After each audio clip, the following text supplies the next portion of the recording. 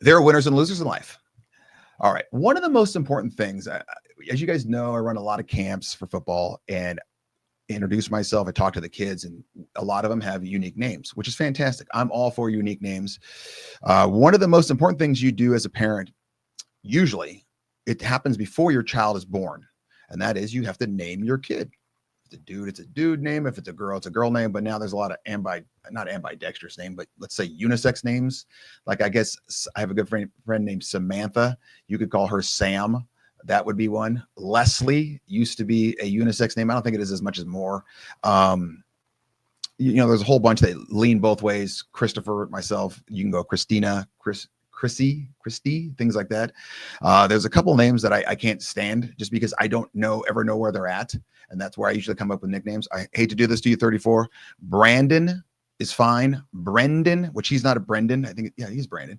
Okay. That bothers me because I never know if I'm going Brandon or Brendan. Kirsten, Kristen, I think that's another one where I get tripped up. And I think the reason why I'm so into names is because when I grew up in the 80s, everyone's name for some reason was Christopher or Brandon. Like, and to me, those are both, they're good names, but I remember being in class and we'd have like 7 Christophers and 6 Brandons. And that was the way they were. Now, I was just talking to someone this week about it. If you're ever a teacher or married to a teacher, you have this weird thing on names where you teach for X amount of years. Say you teach for 10 years and say each year you teach 180 students. Okay. So now we're up to over 1,000 students. That means essentially, let's say 700 names because you're going to have some double and triple ups. There's going to be certain kid in your class or classes or kids that could be, let's say, named Travis. And Travis is just a jackass. Guess what? From this point on, you're going to hate the name Travis. And you think, Rubio, that's so rude. You're a liar. I'm telling you right now, I'm 100% correct on this. Trust me, I know I was a teacher. So you get one kid who rubs you the wrong way and say his name is Travis. All of a sudden, that Travis name is dead to you. It might as well be Satan. Okay, because you just can't name your kid that. And don't get me wrong, I understand this, and I try to choose more unique names for my own kids.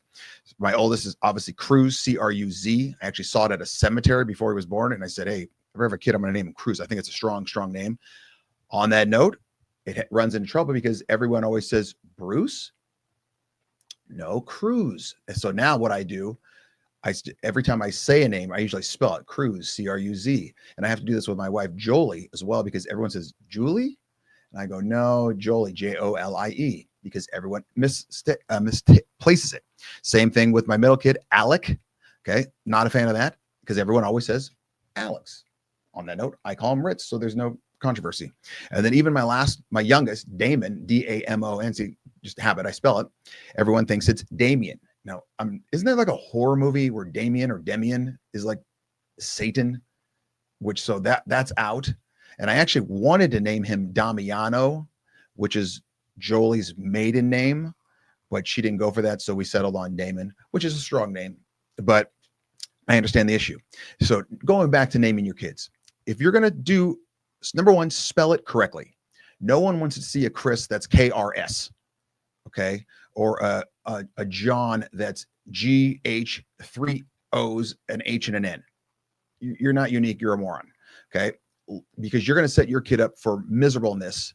Okay. Forever. Jenna says, yeah. Or Jamie, Jayme. Exactly. Okay. That's one of those where they're never going to get the little license plate in when you go on trips and all that stuff at Disneyland with your kids, not as an adult.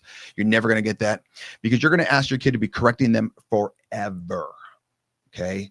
Sandlot style, forever. We don't want that. If there is a significance to a name, and I'm all for this. Okay. So your significance for your name, it's one of those things that you need to tell your kid right off the bat.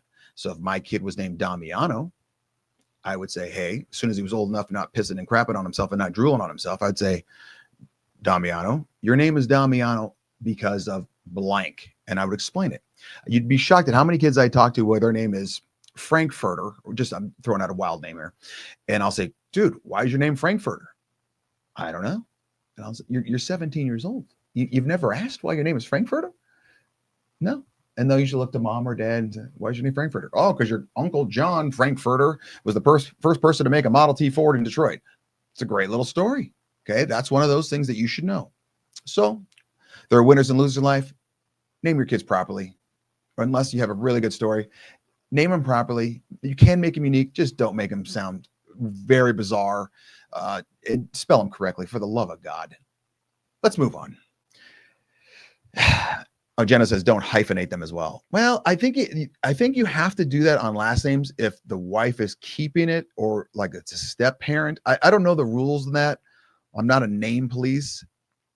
Oh, you're saying like Jenna Lee. Oh, yeah, I get that. Okay, Jenna, I get your point on that one.